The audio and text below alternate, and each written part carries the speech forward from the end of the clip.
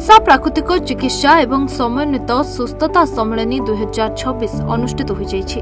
सम्मेलन प्रथम अधिवेशन ने AIIMS Bhubaneswar professor doctor Prabhas Ranjan Tripathi आधुनिक जीवन शैली रे प्राकृतिक चिकित्सार गुरुत्व विषय उपरे एक वक्तृता प्रदान करथिले एवं डॉक्टर सुभाष चंद्र सर्गी द्वारा धन्यवाद अर्पण करा जितला। आज आमर एठी भुवनेश्वर रे ओनिवेश Odisha naturopathy and integrative wellness summit 2026 एटा एक दिनिया राष्ट्रीय सम्मेलन आम आयोजन करिछु। भारत सरकार जो आयुष मंत्रालय एवं ओडिशा राज्यर जो आईएनओ ब्रांच आमर मिलित उद्यम रे एठी जनसाधारण पाखरे सुस्थ जीवनशैली योग एवं प्राकृतिक उपचार प्राकृतिक भोजन एवं प्राकृतिक दिनचर्या द्वारा आमे केमिति सुस्थ एवं सबल रही परिबा, निरोग रही परिबा, रोगमुक्त रही परिबा, हॉस्पिटल रू चक्कर काटिबारु विरत रही परिबा, औषधर खर्चरू निजको निवृत्त रखी परिबा एवं दीर्घ दिन धरी सुस्थ जीवनर आनंद अनुभव करि परिबा सेही संदेश को लोकमानक पाखरे पहुँचेबा पई ए सम्मेलन आयोजन करा जायछि।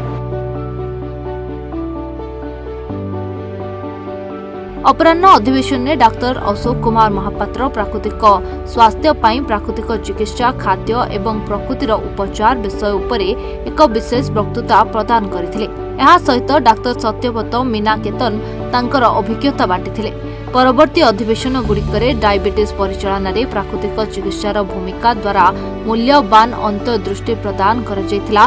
डाक्टर सुभाष चंद्र सरंगी द्वारा इंटरैक्टिव क्विज एवं फास्टिंग थेरेपी उपरे एवं डाक्टर सुभाष चंद्र सरंगी द्वारा इंटरैक्टिव क्विज एवं फास्टिंग थेरेपी उपरे डाक्टर सुब्रत कुमार मेहन द्वारा ऑटिज्म एडीएचडी एवं सीपी पाई प्राकृतिक चिकित्सा परिचालन उपरे आलोचना करथिले। जनमानस ए भलिया प्राकृतिक चिकित्सा प्रति एवं प्राकृतिक जीवनशैली प्रति गोटे उत्साह अच्छी उमंग अच्छी एवं समस्ते सुस्थ जीवनशैली को आपणेवा व्यग्र एवं चेष्टित। केवल लोक मानक पाखरे आर संदेश पहुँचेबाटा बहुत बड़ इनिशिएटिव बोली आमे कहि परिबा। भारत सरकार भी सेटा चाहूचंती। आउ आमर राष्ट्रपिता महात्मा गांधी भी यही स्वप्न दिने देखिथिले जे भारतर प्रतिटी नागरिक प्रति जनसाधारण सबु बेले सुस्थ रुहंतु, रोगमुक्त रुहंतु, तांको केबे हॉस्पिटल जीवाकू न पड़ू, औषध खाइबाकू न पड़ू।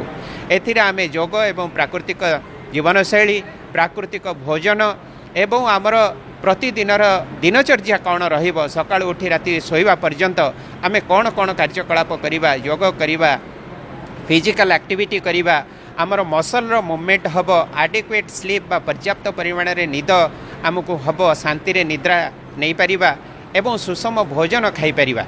एही सब छोट छोट जिनिस उपरे जदि आमे ध्यान दबा ताले आमे केबे भी असुस्थ हबा नाही।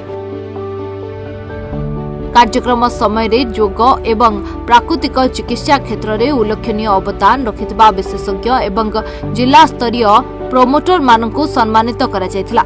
एहा सहित एक योग प्रदर्शन करा जायथिला। कार्यक्रम जातीय संगीत सहित शेष होइतला। तापर एक प्रमाण पत्र बंटन उत्सव एवं एक विदाय अधिवेशन होइतला। Bureau report focus plus.